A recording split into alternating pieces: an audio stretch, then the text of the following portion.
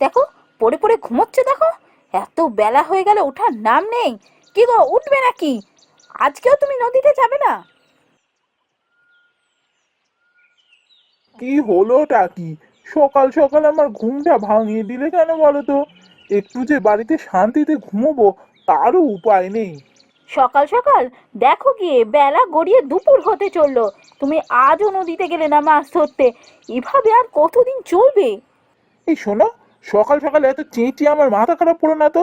তোমায় আমি এর আগেও বলেছি, আবারও বলছি, আমি এত খাটাখাটনি করতে পারবো না। দেখবে কিছুদিনের মধ্যেই আমি অনেক ধন সম্পত্তি পাবো, গুপ্তধন পাবো, তখন আমরা রাজা হয়ে যাব। ততদিন একটু কষ্ট করতে পারছো না? তাই নাকি? গুপ্তধন পাবে? তা কে তোমায় এসে গুপ্তধনের খোঁজ দেবে? খোঁজ ঠিক আসবে, তুমি দেখে নিও। ততদিন একটু কষ্ট করো, তারপর আমরা রাজা হয়ে যাব। আমার কুষ্টিতে আছে, আমি অনেক টাকা পয়সার মালিক হব। আচ্ছা, তা না হয় মানলাম কেউ এসে তোমায় গুপ্তধনের খোঁজ দিয়ে যাবে। তা ততদিন পর্যন্ত খাওয়া দাওয়াটা কি করে হবে শুনি? বাড়িতে তো খাবার দাবার কিচ্ছু নেই। চাল ডাল যা ছিল সব অনেক দিন আগে শেষ হয়ে গেছে। তা এতদিন তো চেয়ে চেয়ে চালালাম, এবারে তো আর চাইলেও কেউ দেবে না। বাড়িতে টাকা পয়সাও নেই যে কিনে খাবে। তো ততদিন কি না খেয়ে থাকবে? জানি না, জানি না, আমি জানি না, যেখান থেকে হোক চেয়ে নিয়ে এসে রান্না করো। আমি অত কাজ করতে পারবো না, আর ভালো লাগে না এই বাড়িতে থাকা নয়। এর থেকে আমি বাইরে গিয়ে গাছের তলায় বসে ঘুমোবো, অনেক শান্তিতে ঘুমোবো।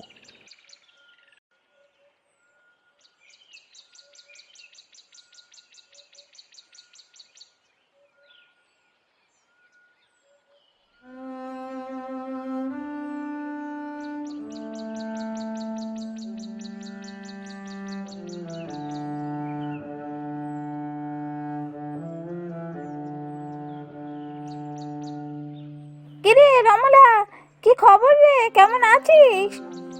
ওই চলে যাচ্ছে। তুমি কেমন আছো? কি ব্যাপার বলতো? তোর মুখটা বড় শুকনো লাগছে। কি হয়েছে? কি আর হবে বলো, আমার তো একটাই সমস্যা।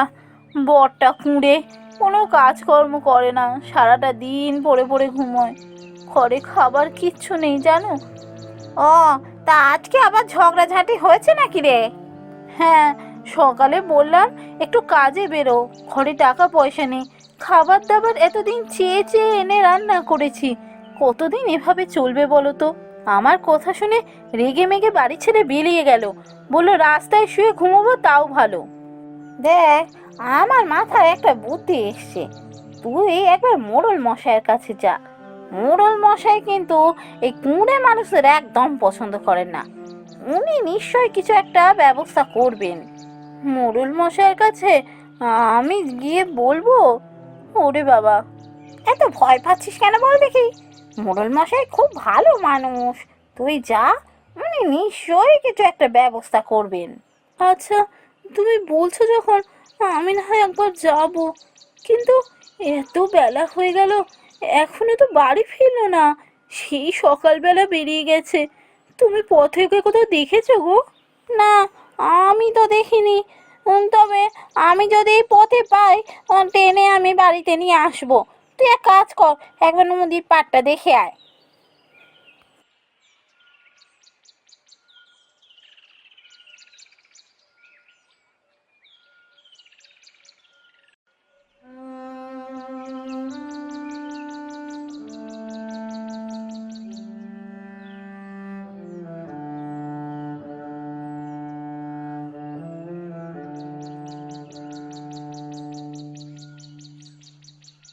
আরে বৌদি, আপনি যতীনদাকে খুঁজতে যাচ্ছেন বুঝি? হ্যাঁ ভাই, আমি তো ওকে খুঁজতে বেরিয়েছি। তুমি দেখেছো ওকে কোথাও? আরে কোথায় আর থাকবে, ওই তো দেখলাম নদীর পাড়ে গাছের তলায় পড়ে পড়ে ঘুমোচ্ছে। যাও, এখনো নিশ্চয়ই ওখানেই আছে।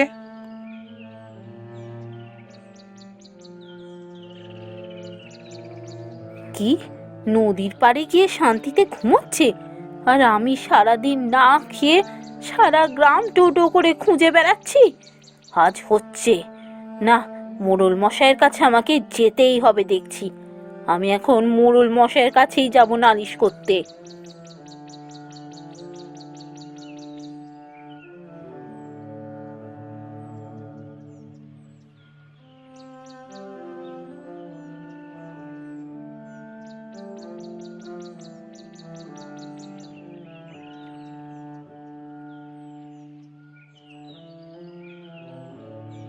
কি ব্যাপার, তুমি যতীনের বউ না? হ্যাঁ মোড়ল মশাই। তুমি আমার কাছে এলে এখন? কি ব্যাপার, কোনো বিপদ হয়েছে? হ্যাঁ মোড়ল মশাই, আমার বড় বিপদ। আমার বর কোনো কাজ করতে চায় না, ভীষণ কুঁড়ে, সারাটা দিন পড়ে পড়ে ঘুমোয়। সে কি, তোমার বর কোনো কাজ করে না? তাহলে তোমাদের চলছে কি করে? আমার যেটুকু সোনার গয়না ছিল তা বেচে এতদিন চলেছে। তারপর আমি কোনো রকমে সবার কাছ থেকে চেয়ে চেয়ে চালিয়েছি। আর বাড়িতে কিচ্ছু নেই, টাকা পয়সা তো নেই। আমি আর পারছি না মোড়ল মশাই, আপনি এর একটা বিহিত করুন। তা তুই তো ওর বউ, তুই জোর করে ওকে কাজে পাঠাতে পারছিস না? করেছি মোড়ল মশাই, অনেক চেষ্টা করেছি। বেলা পর্যন্ত ঘুমোলে মাথায় জল ঢেলে দিয়েছি, জোর করে টেনে তুলে নদীতে যেতে বলেছি, কিছুতেই যায় না।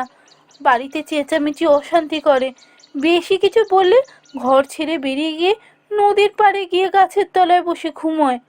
আমি কিছু বললে বলে যে কিছুদিনের মধ্যেই নাকি ও অনেক গুপ্তধন পাবে, তারপর আমরা রাজার মতো থাকবো, অনেক ধন সম্পত্তি হবে আমাদের। আমি কিছুতেই বোঝাতে পারি না যে এসব কিছু হবে না, নিজেকে খেটেই টাকা পয়সা করতে হয়, এটা আমি ওকে বোঝাতে পারি না। ঠিক আছে, তুই কোনো চিন্তা করিস না, বাড়ি ফিরে যা, আমি দেখছি কি করা যায়।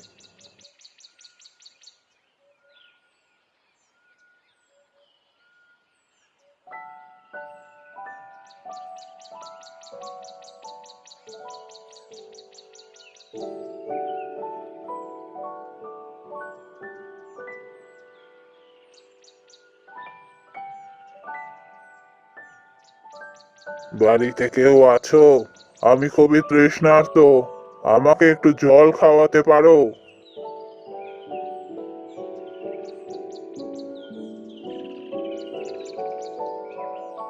এ কি, গরিবের কুঠিরে যে এক সাধু বাবা! আসুন বাবা, আসুন, ভেতরে আসুন।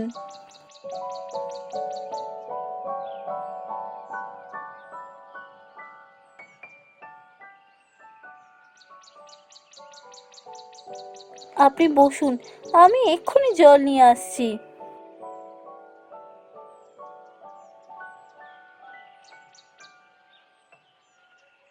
সাধু বাবা, আমার প্রণাম নেবেন বাবা। তুই বুঝি বাড়ির কর্তা? বস এখানে।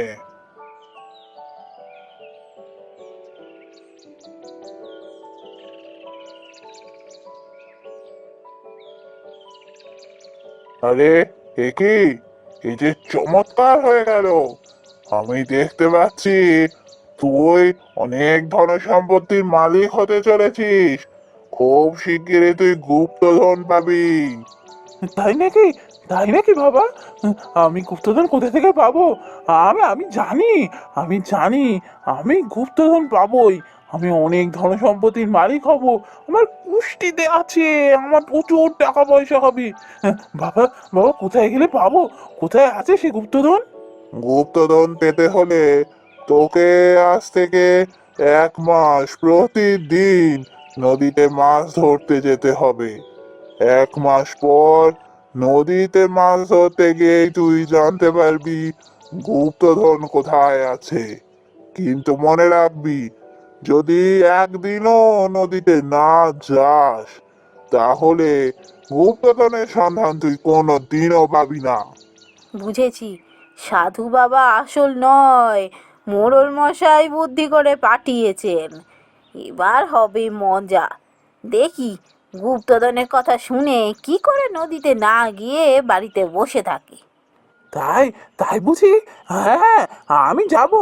আমি তো জেলে, আমি প্রতিদিন যাব নদীতে। আমি প্রতিদিন নদীতে গিয়ে মাছ ধরবো। 1 মাস রোজ যাব। তথাস্তু।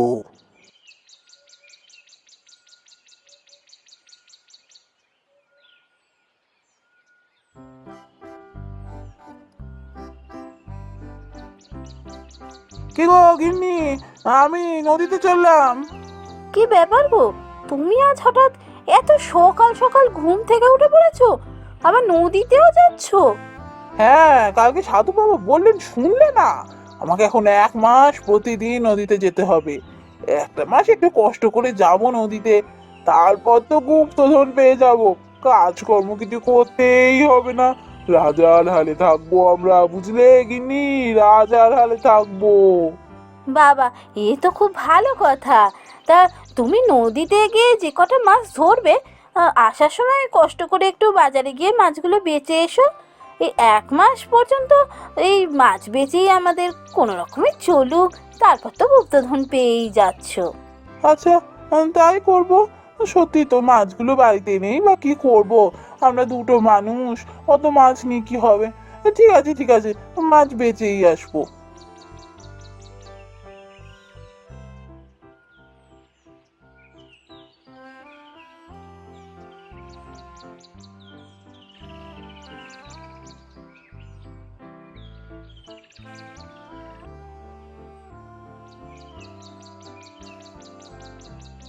কে গো যতীনদা, নদীতে যাচ্ছ বুঝি? হ্যাঁ রে ভাই, নদীতে যাচ্ছি। আজ তো বেলা হয়ে গেল, চলি রে। সত্যি যতীনদা, তুমি একেবারে বদলে গেছো। আগে তুমি কাজে যেতে না, সারাদিন ঘুমোতে, বৌদি কি কষ্টটাই না পেতো। এখন নিশ্চয় বৌদি খুব সুখে আছে। হ্যাঁ, কি কি বললি তুই? ও হ্যাঁ, তাই তো। হ্যাঁ হ্যাঁ, ও খুব ভালো আছে, ভালো আছে। আসি রে।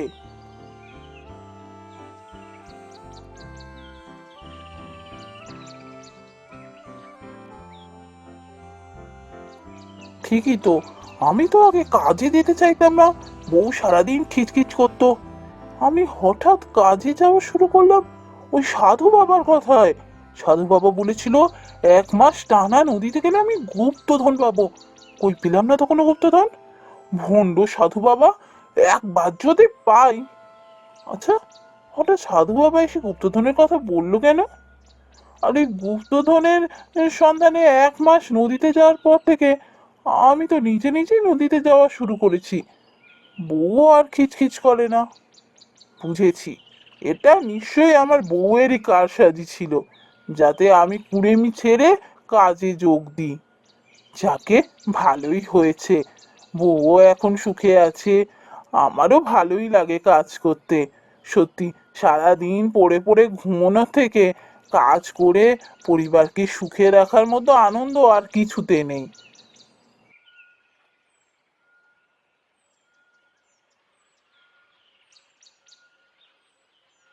এই তো, তুমি এসে গেছো। তুমি হাত মুখ ধুয়ে নাও, আমি এক্ষুনি তোমায় খাবার দিচ্ছি। আচ্ছা বউ, তোমার মনে পড়ে আগে আমি কাজে যেতে চাইতাম না, সারাদিন ঘুমোতাম, তুমি খালি খিচখিচ করতে। হ্যাঁ হ্যাঁ, মনে পড়ে। তা এখন তো তুমি একদম বদলে গেছো, তুমি নিজেই কাজে যাও এখন, আমাকে তো কিছু বলতেই হয় না। দেখেছো এখন আমরা কত সুখে আছি। হ্যাঁ, তা তো ঠিক আছে, তবে আমি নদীতে যাওয়া শুরু করেছিলাম এক সাধু বাবার কথায়। আমার খুব মনে আছে, সাধু বাবা বলেছিলেন 1 মাস প্রতিদিন নদীতে গেলে আমি 1 মাস পর গুপ্তধনের সন্ধান পাবো। আজ পর্যন্ত তো কোনো গুপ্তধনের সন্ধান পেলাম না। কি ব্যাপার বলো তো বউ? সাধু বাবা আসল না কেউ সেজে এসেছিল? দেখো, সাধু বাবা আসল কি ভণ্ড আমি জানি না, তবে তুমি কাজকর্ম কিছু করতে না বলে আমি মোড়ল মশাইয়ের কাছে নালিশ করেছিলাম।